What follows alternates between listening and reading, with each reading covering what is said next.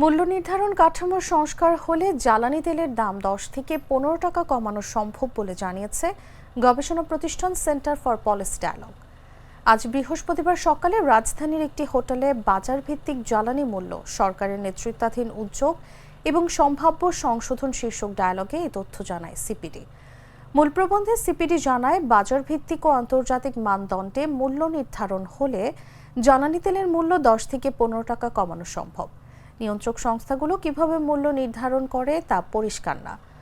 Bangladesh energy regulatory কমিশনকে জ্বালানি তেলের মূল্য নির্ধারণ করার দায়িত্ব, কর্তৃত্ব বা মূল্য নির্ধারণ মডেল তৈরি করার আইনি কাঠামো দেওয়ার প্রস্তাব দেয় সিপিডি। তারা বলছে, বিইআরসি গণশুনানির মাধ্যমে ভোক্তার মতামত নেবে। এছাড়া প্রতিষ্ঠানটির দাম নির্ধারণ নীতিমালা দ্রুত বাস্তবায়ন জরুরি।